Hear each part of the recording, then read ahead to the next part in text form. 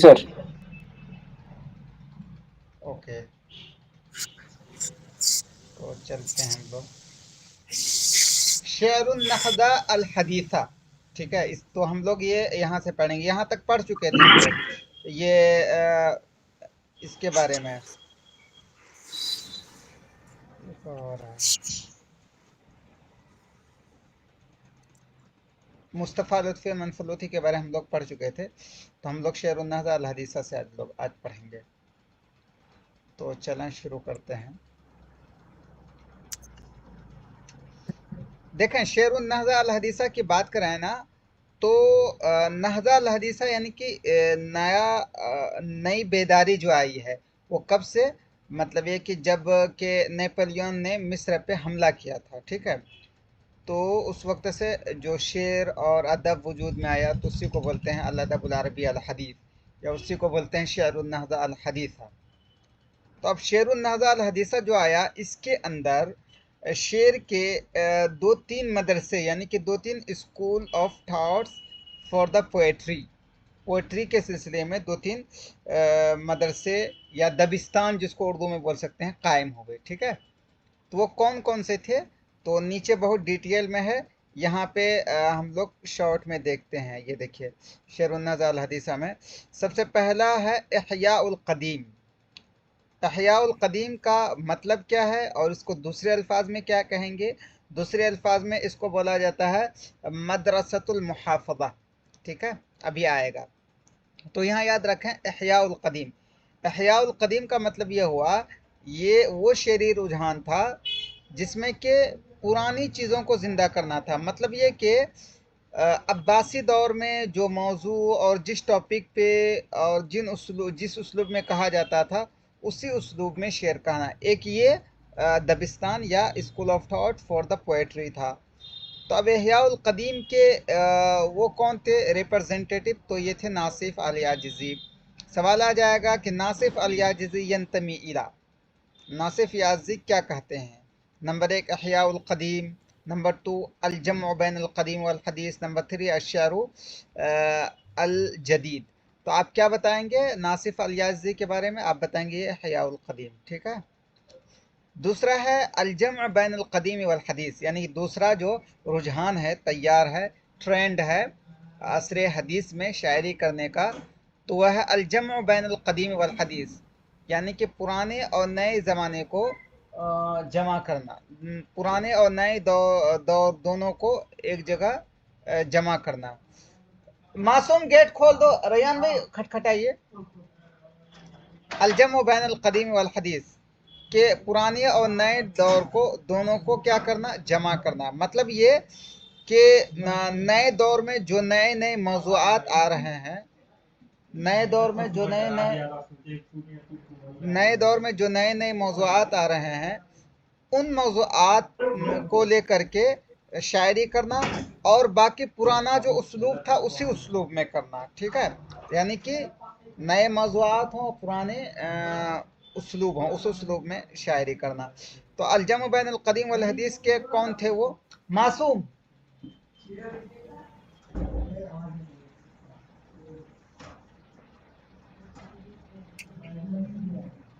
तो अलजम बैन अल कदीम वल हदीस के जो रिप्रेजेंटेटिव थे, ये कौन लोग थे? अहमद शौक़ी और मारूफ अर रसाफ़ी। ठीक है, तो अहमद शौक़ी, मारूफ रसाफ़ी अलजम बैन अल कदीम वल हदीस के रिप्रेजेंटेटिव थे।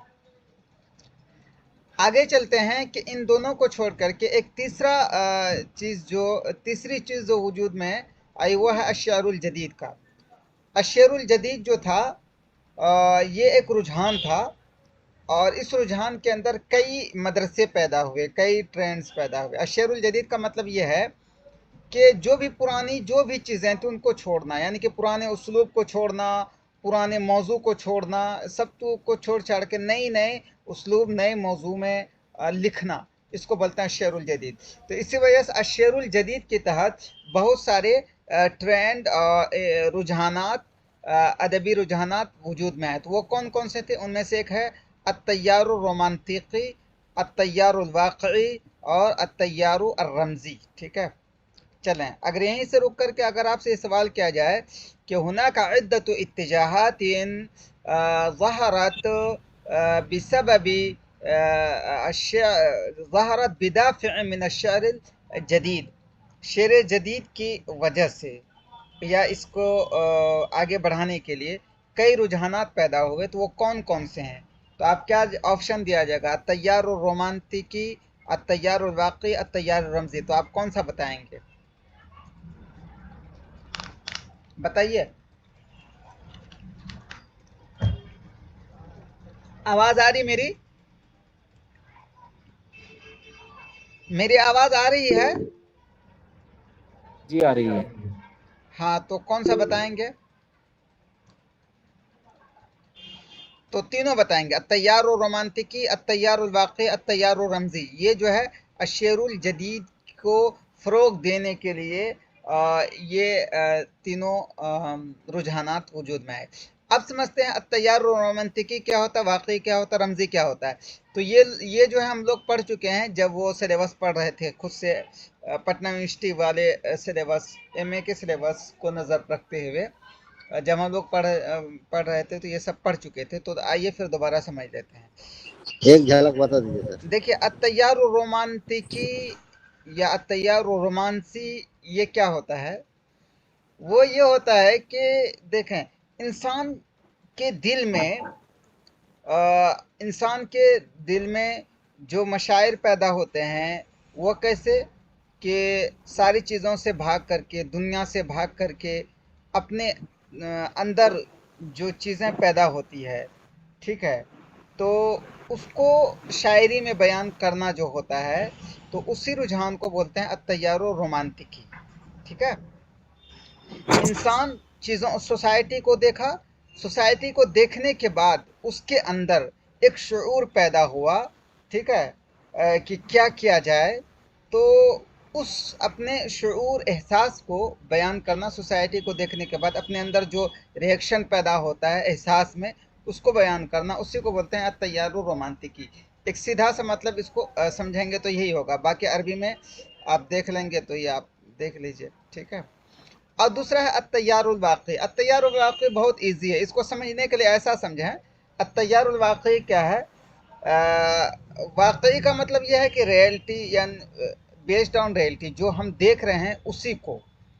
जैसे मोबाइल फ़ोन का कैमरा होता है, वो कैमरा लेकर के जो कुछ है हू बहू वही तस्वीर ले लेना, और शायरी के अंदाज में हम शायरी से जो कुछ है हू बहू उसको बयान कर देना। ये ना कहना कि ये अच्छा है ये गलत है। जैसे मोबाइल कैमरे से जो कुछ है उसी को हू बहू तस्वीर ले लेते हैं, वैसे ही जिस शायरी में हू बहू बयान कर दे जो कुछ है, हम उसको ना ये बयान करें कि ये अच्छा है ये बुरा है, ये हमारे नज़र में ना हो, जो नज़र में आया खींच लिया फोटो, तो इसी को बोलते हैं तैयारुल वाक़ई। ठीक है, और तैयारुल वाक़ई समझ में आ गया। और तीसरा है अत्तैयार रमज़ी। बताएं अत्तैयारुल वाक़ई मफ़हूम, इज इट क्लियर?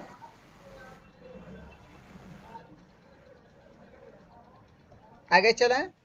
अत्तैयार रमज़ी क्या होता है? देखिए, अत्तैयार रमज़ी का मतलब ये होता है कि इंसान, शायर जो है जो कुछ बयान कर रहा है वो खुल कर के बयान ना करे, बल्कि वो इशारे में बयान करे।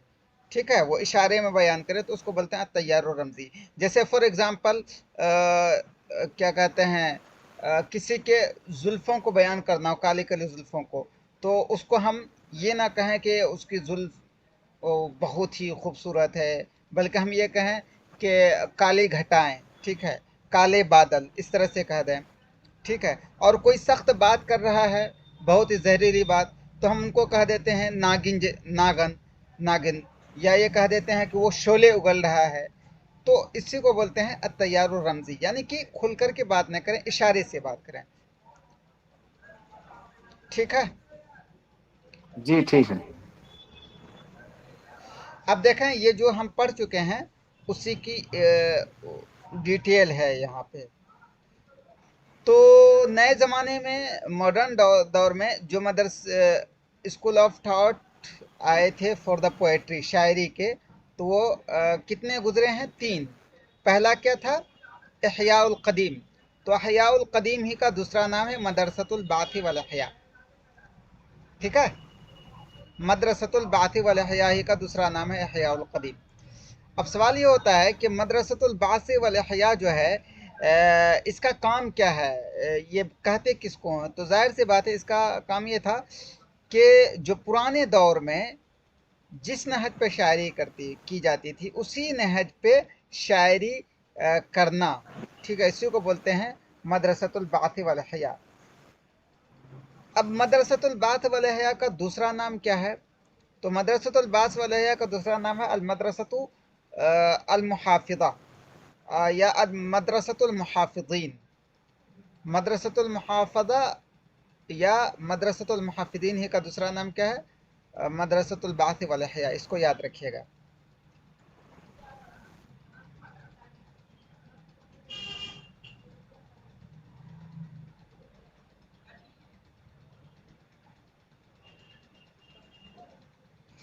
और अल मदरसतुल बास वल इहया का सीधा सा आप ये समझें कि अब्बासी दौर में जिस नहज पे शायरी की जाती थी उसी नहज पे शायरी करना, इसको बोलते हैं मदरसतुल बासी वल इहया।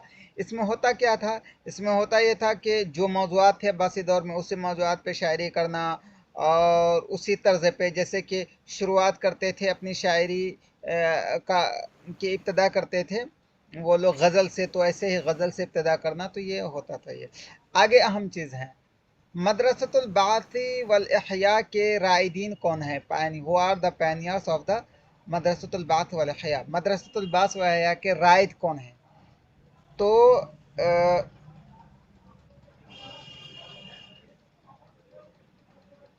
उनके राइद हैं ये महमूद सामी बारूदी, अहमद शौकी, हाफिज़ इब्राहिम, अहमद मुहर्रम, मोहम्मद अब्दुल मुत्तलिब। तो ये उनके राइद हैं। अब सवाल आ जाएगा कि मिन रुवाद मदरसतुल बासी वल इहया, मदरसतुल बासी वल इहया के राइदीन कौन कौन हैं? ऑप्शन आ जाएगा महमूद सामी बारूदी, अहमद शौकी, हाफिज़ इब्राहिम, अहमद मुहर्रम, मोहम्मद अब्दुल मुत्तलिब, कुल्लु वाहिदिन मिम्मन सबक, और आ जाएगा एक निज़ार खुबानी। तो आप कौन सा बताएंगे? कुल्लु वाहिदिन। कुल्लु वाहिदिन कुल्लु मिम्मन सबक। अब बाकी रही बात अहमद शौकी की, तो अहमद शौकी के बारे में हम लोग पढ़ चुके हैं। अहमद शौकी को अमीरुश शुआरा कहा जाता है। ये इजिप्ट के थे और ये पैदा हुए हैं 1868 में और मरे हैं 1930 में। 30 नहीं 32 है शायद। और हाफिज़ इब्राहिम के बारे में भी पढ़ चुके हैं बहुत ही तफसील से हम लोग। हाफिज़ इब्राहिम का लक़ब क्या था? शायरुन नील, शायरुशाब।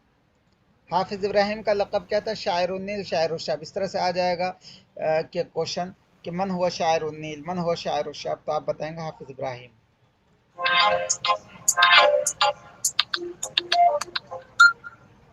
और इब्राहिम अल याज़ी जो थे ये कहाँ के थे? इब्राहिम ये अल याज़ी, ये बताइए। इब्राहिम लबनान। याज़ी लुबनान के थे, लबनान के थे, ठीक है। और ये बड़े लुग़वी भी थे और नाक़िद भी थे, अदीब भी थे। और हाफिज़ इब्राहिम क्या थे? वो शायर थे और मिस्र के थे। आगे वाली बात बहुत इम्पोर्टेंट है कि मोहम्मद महदी अल जवाहिरी ये कहाँ के थे? Mohammad Iraq. Mahdi al Jawahiri Iraq के थे। ये कब पैदा हुए थे? 1899 में। मरे कब? 1997 में। शायरुल अरबी अल अकबर किसको कहा जाता है? ये बहुत अहम चीज़ है। शायरुल अरबी अल अकबर किसको कहा जाता है? मोहम्मद महदी का। मोहम्मद महदी अल जवाहिरी को। चलें, ये हो गया अल मदरसतुल बास वल इहया। चलें, आप लोगों से एक सवाल। मदरसतुल बास वल इहया लहा इद्दतु अस्मा, मा हिया? बताइए, जल्दी जल्दी बताइए। भूल गया सर। मदरसतुल बास वल इहया के कई नाम हैं, तो क्या क्या हैं जल्दी बताइए, जिसके जहन में जो आए। कदीम। और हयाउल कदीम, इहयाउल कदीम, और मदरसतुल मुहाफ़ज़ा। ठीक है, चलें, बहुत खूब। अब चलते हैं हम लोग अल मदरसा और रोमांसिया पढ़ते हैं। पता है अल मदरसा और रोमांसिया किसको बोलेंगे? चलिए मैं ऑप्शन देता हूँ, मैं अरबी में बोलता हूँ, आप लोग उसका जवाब देंगे। युरादु बिल मदरसती और रोमांसियती अल मदरसा अल्लती तसिफुल हयात कमा हिया। ऑप्शन ए।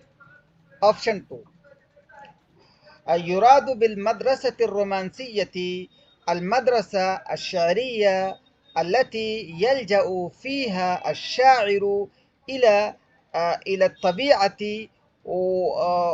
والشيء الذي ناتج من الطبيعة والأحاسيس التي الناتجة عن الطبيعة ويصفها في شعره। चलें तो कौन सा ऑप्शन होगा, 1 या 2?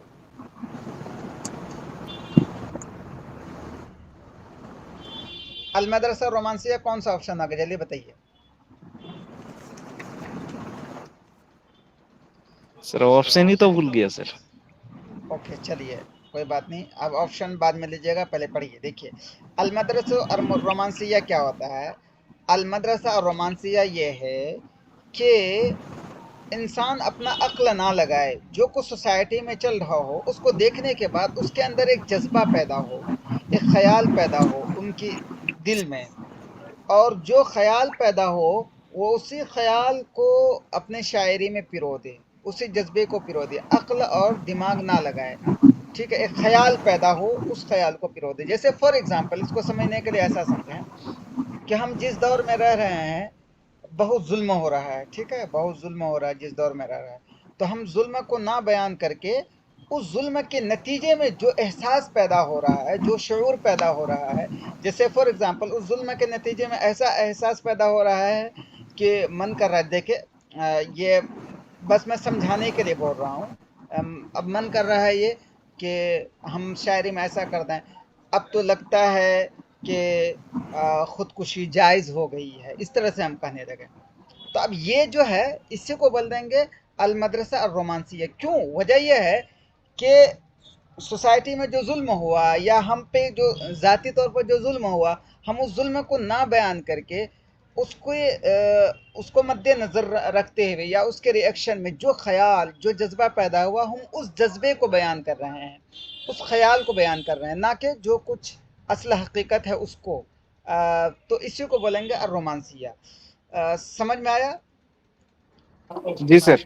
अगर अगर अगर जो जुल्म हो रहा है हम हू बहू उसी जुल्म को बयान कर रहे हैं, जैसे फॉर एग्जांपल ये कि राह चलते हुए इंसानों को छुरी से मार देते हैं, ठीक है, हम हू बहू वही बयान करें तो इसको बोलेंगे वाक़िया। लेकिन अगर हम ये छुरी से बयान लेकिन अगर हम राह चलते हुए इंसानों को छुरी से मार देते हैं, ऐसा होता है, लेकिन हम ये ना कहते हैं, बल्कि इसको सामने रखते हुए जो शऊर पैदा होता है कि जब लोग कि जब बाहर निकलते हुए छुरी से मार ही देते हैं तो जिए क्या। हाँ, तो फिर उसके नतीजे में जो जज्बा पैदा होता है कि चलो हम खुदकुशी ही कर लेते हैं, तो हम ये जो बयान कर खुदकुशी कर लेते हैं, तो ये होगा रोमांसिया। दोनों में फ़र्क ये है। चलें अब ऑप्शन देता हूँ, चलें बताएं रोमांसिया कौन सा होगा। नंबर 1, युरादु बिर्रोमांसियती अल मदरसतु अल्लती तसिफु अल हयात कमा हिया। रोमांसिया से मुराद ये है कि वो मदरसा जो कि ज़िंदगी को बयान करे ठीक उसी तरह, एज इट इज, जैसा है वैसे ही उसको बयान करे, इसको बोलेंगे रोमा। नंबर 1। ऑप्शन 2, युरादु बिल मदरसती और रोमांसियती अल मदरसतु अल्लती तसिफु तसिफु मा युखय्यिलुहु तुखय्यिलुहु तबीअतुहु करद्द फ़िअल मिम्मा युवाजिहुहु। कि रोमांसिया से मतलब ये है कि वो मदरसा जो कि वो बयान करे जो उसकी फितरत, उसका जज्बा, उसके अंदर एक ख्याल पैदा करे, उसके रद्द फ़िअल, उसके रिएक्शन में जो कुछ वो सामना कर रहा है, जो कुछ वो सफरिंग कर रहा है, तो उसकी वजह से जो एक ख्याल पैदा हो उसको बयान करे। तो कौन सा होगा रोमांसिया, 1 या 2? ऑप्शन 2 ट्रू होगा। चलिए ठीक है, 2। जी ठीक है। देखें ये लिखा है जैसे यहाँ पे इन्होंने बहुत तफसील में लिखा है, लेकिन मैंने आपको शॉर्ट में समझा दिया, उस वजह से अब ज़रूरत नहीं वो सब समझने की। अल्लुजू लित्तबियाति वल हुरूब इलैहा कुल्लमा इश्तद्दत लहज़ान वल आलाम, तो ये सब चीज़ें हैं, तो इसकी ज़रूरत नहीं है। जो मैंने समझाया उसको याद रखिएगा तो सब क्लियर हो जाएगा। आगे अहम चीज़ ये है, आगे देखिए, आगे सवाल ये आएगा, मासूम कैन यू ब्रिंग वाटर, कि आगे सवाल ये आएगा कि मन हम रुवादुल मदरसत और रोमांसिया, अल मदरसा और रोमांसिया के रायदीन कौन कौन लोग हैं, इस तरह से सवाल आ सकता है। तो वो देख लें, उनके रायदीन में एक हैं खलील मतरान, या मुतरान क्या बोलते हैं, तो खलील मतरान अल मदरसा और रोमांसिया के रायदीन में है, और ये कहाँ के हैं, सवाल ये आएगा, तो लबनान के हैं, और इन्हीं को कहा जाता है शायरुल कुतरैन। कि अब सवाल आ सकता है कि बेअय्यि लक़बिन इश्तहर खलील मतरान, खलील मतरान का क्या लक़ब है, तो आप जवाब देंगे शायरुल कुतरैन। और दूसरा है अबुल कासिम अश-शाबी, ये भी रोमांसिया के रायद माने जाते हैं, और अबुल कासिम अश-शाबी कहाँ के हैं, तुनिस के हैं। ठीक, अबुल कासिम अश-शाबी तुनिस के हैं, एक चीज़, और ये पैदा हुए थे तोरोस में 1909 में। इन्होंने कानून की पढ़ाई पढ़ी, लेकिन ये बहुत ही बचपन ही में इंतकाल कर गए थे, शायद 26 या 30 साल की उम्र में। और ऐसे ही रमज़िया के बानी ये भी हैं उमर अबू रिशा। ये बताएं, उमर अबू रिशा ये इंडिया आए थे कि नहीं,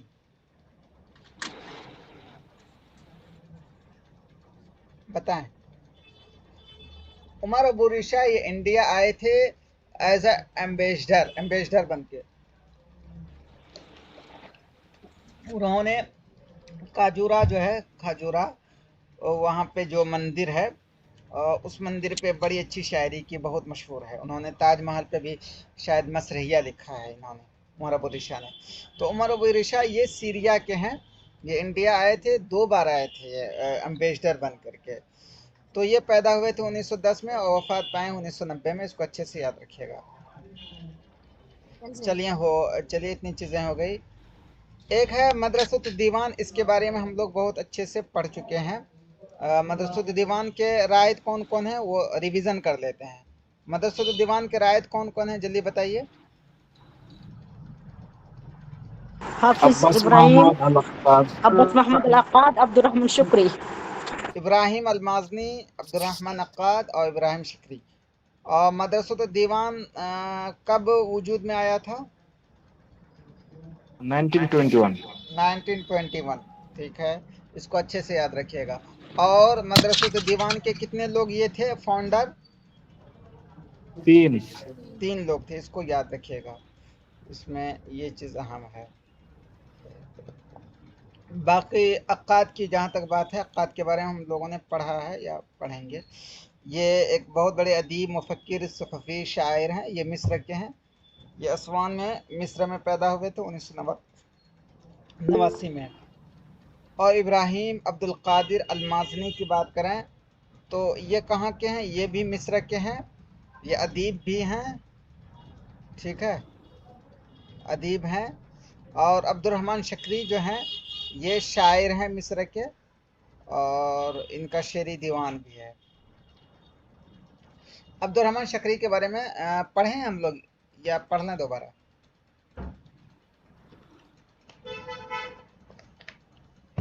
चलें इसके बारे में थोड़ा पढ़ लेते हैं। देखा, अब्दुर्रहमान शकरी जो हैं ये पैदा कब हुए हैं, 1886 में, और मरे कब हैं बताइए, 1958 में। आवाज़ आ रही मेरी, जी आ रही है। और अगर आपसे सवाल किया जाए कि हुनाका सलासतु आमिदा लिमदरसत दीवानी व मन हूँ, तो आप क्या बताएंगे। अब्दुर्रहमान सकरा और अब्बास मोहम्मद अक्काद और एक इब्राहिम माजनी।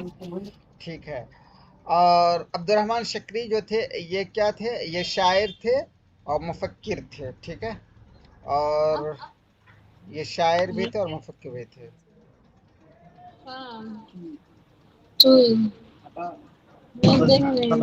ये पैदा कब हुए थे अब्दुर्रहमान शकरी? कहाँ पैदा हुए थे? बोरसाइद में, बोरसाइद 1886 में।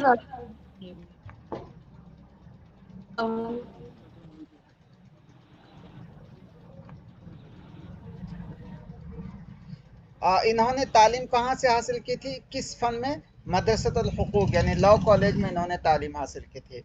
अब्दुर्रहमान शकरी ने लॉ कॉलेज में तालीम हासिल करने के लिए एडमिशन लिया था, लेकिन वो एक प्रोटेस्ट में शरीक हुए जिसकी वजह से उनको वहाँ से भगा दिया गया। ठीक है। और 1906 में ये अब्दुर्रहमान शकरी इसमें आर्ट्स कॉलेज में, मदरसतुल मुअल्लिमीन आर्ट्स कॉलेज नहीं, टीचिंग मदरसतुल मुअल्लिमीन में इन्होंने एडमिशन ले लिया था।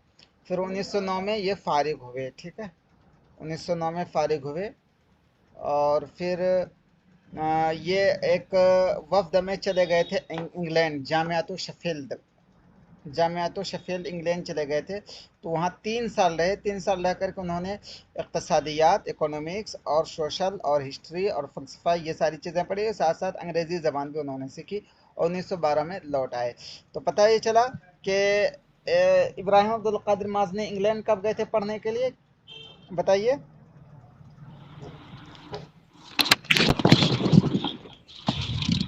कब गए थे? कौन कौन से? अब्दुर्रहमान शकरी कब गए थे इंग्लैंड पढ़ने के लिए जामियातो शेफील्ड? 1906 में। 1909 में गए थे। और लौटे कब? 1912 में। 1912 जी। और इनकी सबसे पहली जो दीवान है उसका नाम क्या था? ज़ाउल फज्र है। इंदल फज्र लिखा हुआ है, ये गलत है, ज़ाउल फज्र है। ठीक है, इन्होंने 1909 में छपा था ये।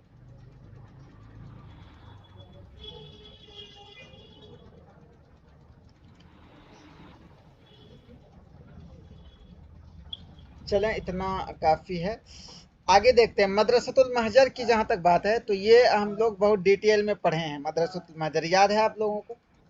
मदरसतुल महजर की 2 किस्में उसको करके, और पहली किस्म जो है 2 तरफ मतलब हिजरत हुई थी ना, एक अलविलायातुल मुत्तहिदा अल अमरीका और एक दूसरा अमरीका लातिनिया। तो दोनों के उदबा कौन कौन से हैं, तो ये सारी चीज़ें मैंने डिटेल में उसमें वो पटना यूनिवर्सिटी वाले नोट्स में पढ़ाया था। तो यहाँ पे उसी का रिवीजन कर लेते हैं हम लोग। ठीक है। अगर आपसे सवाल किया जाए कि मा हिय मदरसतुल महजर, मदरसतुल महजर क्या है, तो आप क्या बताएंगे?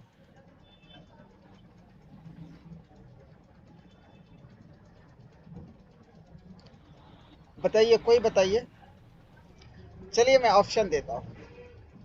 युरादु बिमदरसतिल महजर जमाअतु मिन अश्शुअराई फिल अस्रिल हदीस अल्लज़ीना क़ालु अश्शिअरा अला नहजिन जदीद। नंबर 2, युरादु बिमदरसतिल महजर जमाअतुम मिन अश्शुअराई वल उदबाई अल्लज़ीना हाजरू इलल इलल विलायातिल मुत्तहिदा अल अमरीकिया और अमरीका अल लातिनिया वक़ालू वकतबु अश्शअरा वन्नस्र। तो कौन सा ऑप्शन सही होगा? 1 या 2? ऑप्शन 2 ऑप्शन लग रहा 2 है। सही होगा। चलिए ठीक है, समझ में आ गया आप लोगों को अच्छे से कि मदरसतुल महजर से मुराद ये है, ये एक अदबी मदरसा है नए ज़माने में, जिसको कि उन अरब शुआरा ने उदबा ने मिल करके बुनियाद डाली थी, जो कि हिजरत करके अपने इलाके से चले गए थे अमेरिका। तो अमेरिका जो हिजरत करके गए थे वो 2 तरफ, एक जो है अलविलायातुल मुत्तहिदा अल अमरीकिया गए थे और दूसरा जो है अमेरिका लातिनिया गए थे। तो दोनों गए थे इस वजह से। तो इसी वजह से एक को कहा जाता है मदरसतुल महजर अल-शमाली, दूसरे को अल महजर अल जनूबी कहा जाता है। ठीक है। और मदरसतुल महजर अल-शमाली, मदरसतुल महजर अल जनूबी, दोनों को।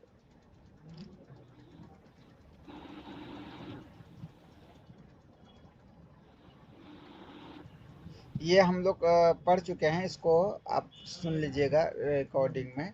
तो समझ में आ जाएगा, लेकिन जो इम्पोर्टेंट है उस पर एक नज़र डालते हुए चलते हैं कि मदरसतुल महजर के रायदीन कौन कौन से लोग हैं। तो वो आप देख लें, ये एक हैं अमीन अर्रैहानी, ये हैं रायद में, ये लुबनान के थे, ये बहुत बड़े मुफक्किर अदीब थे और मुअर्रिख थे, और ये अमीन अर्रैहानी। दूसरा मिखाइल नुइमा, ये भी मशहूर महजरी मुफक्किर हैं, ये कहाँ के थे, ये भी लबनान के थे, और ये शायर भी हैं और क़िस्सा निगार भी हैं और मसरिया निगार भी, नाक़िद भी हैं, मिखाइल नुइमा। और जुबरान खलील जुबरान को कौन नहीं जानता, ये तो बहुत मशहूर हैं। ये रस्साम भी थे और कातिब भी थे और शायर भी थे, ये लुबनान के थे, ठीक है। और इलिया अबू माजी, इन सब के बारे में पढ़ चुके हैं। इलिया अबू माजी ये भी कहाँ के थे, लुबनान के थे, ये भी शायर थे, और ये अर्राबतु अलक़लमिया की इन्होंने बुनियाद रखी थी।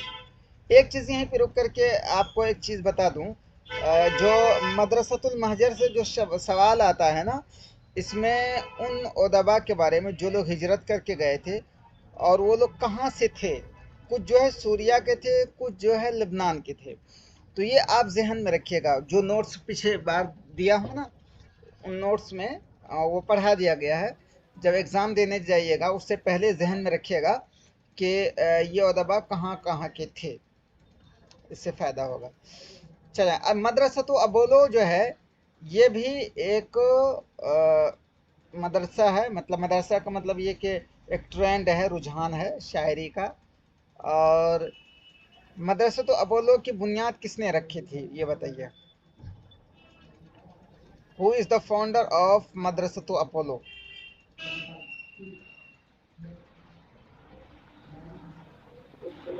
Ahmad Zaki Abu Shadi. अशायर अल-अदीब ज़की अबू शादी, ये ज़की अबू शादी ने मदरसतु अपोलो की बुनियाद रखी थी, ठीक है, ज़की अबू शादी ने। और ये ज़की अबू शादी ने मदरसतु अपोलो की जो बुनियाद रखी थी किस सन में रखी थी, ये बताइए। 1932। 1932, हाँ 1932 है, ये गलती रही गई। उसके बाद क्या बोलते हैं,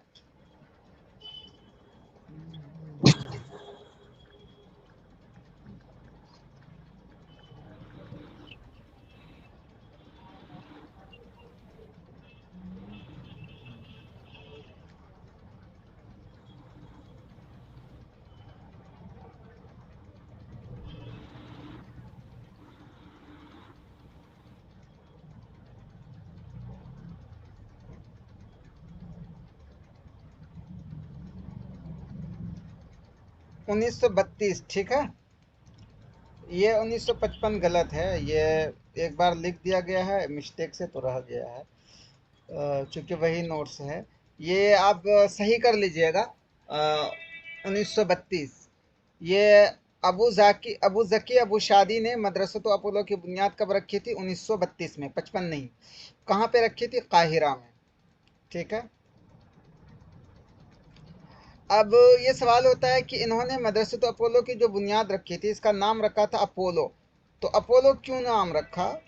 तो अपोलो नाम रखा इस वजह से कि यूनान में एक खुदा था, बुत था, उसका नाम था अपोलो, और उसको कहा जाता था कि रब्बुश्शारी, कि अपोलो जो है शेर का खुदा है, शायरी का खुदा है अपोलो। तो उसी से तबर्रुकन उन्होंने नाम रखा अपोलो।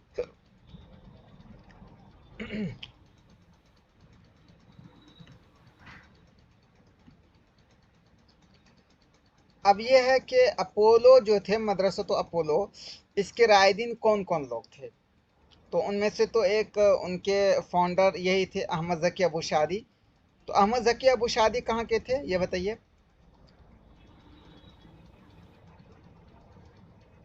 लबनान, मिस्र, सूरिया, मिस्र के ये मिस्र के थे। मिस्र।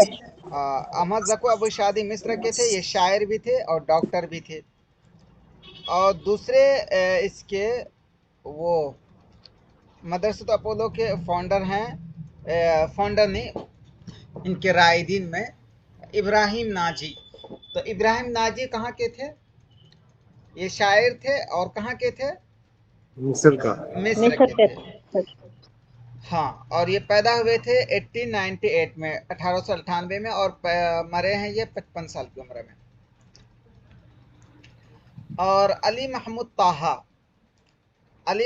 ताहा जो थे, ये भी मदरसत अपोलो के क्या थे? राइदीन में थे, और ये भी मिस्र के थे। और अली महमूद ताहा की जो सबसे पहली दीवान थी, शेरी दीवान, वो है अल-मल्लाहु अत्ताइह।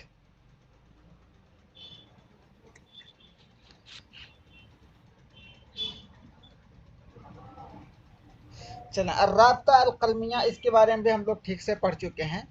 तो अर्राब्ता अल-क़लमिया की बुनियाद कहाँ पड़ी थी, ये बताइए। पढ़ चुके हैं, बस उसी का रिवीजन कर रहे हैं, इस वजह से आप लोग खुद जवाब दें।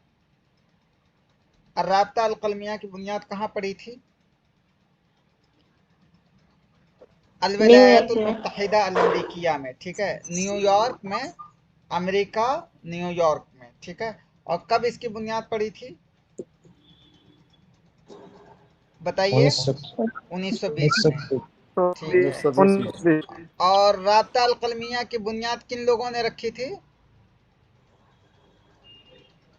मुहाजिरीन, उदबा और शुआरा ने, जो कि सीरिया से और लेबनान से हिजरत करके गए थे।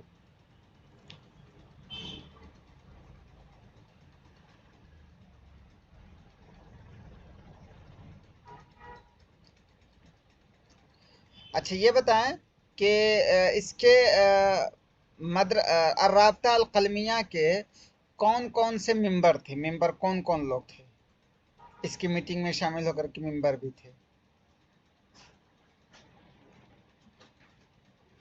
ये सब मेंबर थे, स्क्रीन पे विजिबल है। जिब्रान खलील जिब्रान, नसीब औरेज़ा, विलियम काट्सफिलिस, रशीद अय्यूब, अब्दुल मसीह हद्दाद, नुदरा हद्दाद, मिखाइल लोमा, इलिया अबू मादी। ये सब के सब मेंबर थे इसके अर्राब्ता अल कलमिया के। ये बताएं कि अर्राब्ता अल कलमिया के अमीद कौन थे, सदर, बताइए।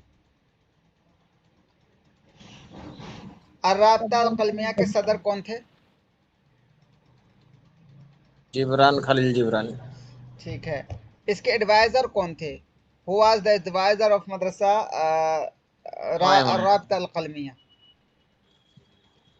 मिखल नोमा। ठीक है। और उसके खाजिन कौन थे, खजांची? विलियम का तस्वीर। ठीक है, ओके। और ये बताएं कि ये अर्राब्ता अल कलमिया जो है, कब ये टूट के बिखर गया, किस सन में? 1932। 1932 में। जुबरान की जब मौत हुई ना 1932 में, तो उसी वक्त ये टूट के बिखर गया, ठीक है। इसको ठीक से याद रखिएगा।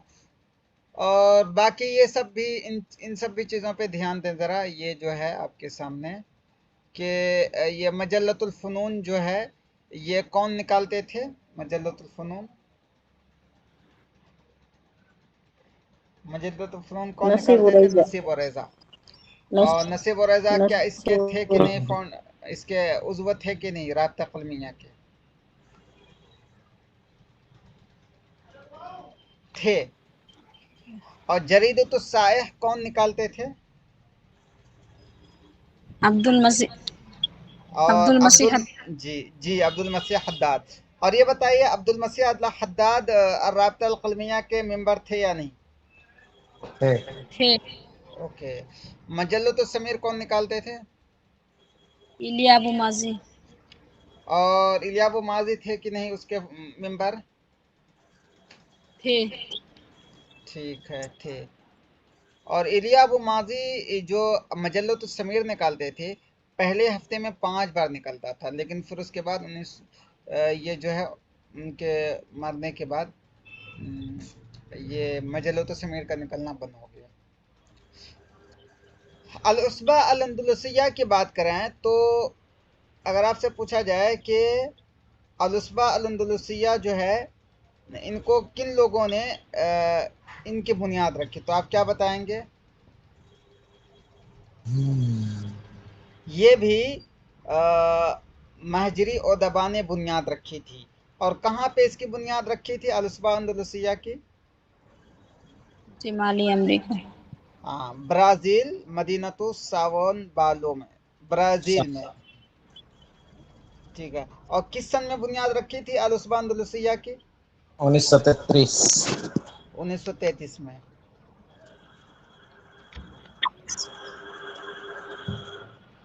ठीक है। और इसके वो कौन थे सबसे पहला ये क्या बोलते हैं सदर? मिखाइल नोएमा। नहीं, मिशेल नोमान मालूम। मिशेल नोमान मालूफ पहले इसके सदर रहे।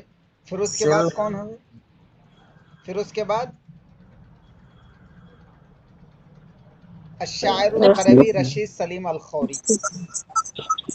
अब देखें, असल में अलुस्बा अंदलुसिया जो थे अल्लफ़हा, इसकी बुनियाद रखी थी ये ने मिशाल नोमान मालूफ ने। कई लोगों को मिला करके इनकी बुनियाद रखी थी 1933 में। ठीक है। और उसके जो है पहला वो जो सदर थे मिशेल नोमान मालूफ थे। और ये लोग एक वो भी निकालते थे मैगजीन। और उनके जो आज़ा थे जो लोग, वो ये सब हैं: शुक्रुल्लाह अलजर, रशीद सलीम खौरी, नज़ीर जैतून, और जॉर्ज मालूफ, तौफीक करबान, इस्कंदर करबाज, इलियास फरहाद, अक्ल अलजर, शकीब शक्र, हबीब मसूद, उनसी रासी, जर्जिस करम, नजीब याकूब, ये सब इसके वो थे मेंबर। और ये लोग जो मैगज़ीन निकलते थे, मजल्लतुल उसबा के नाम से मैगज़ीन निकालते थे। और मजल्लतुल उसबा के रईसुत तहरीर जो थे पहले हबीब मसूद थे, फिर उसके बाद शफीक मालूफ हुए। ठीक है।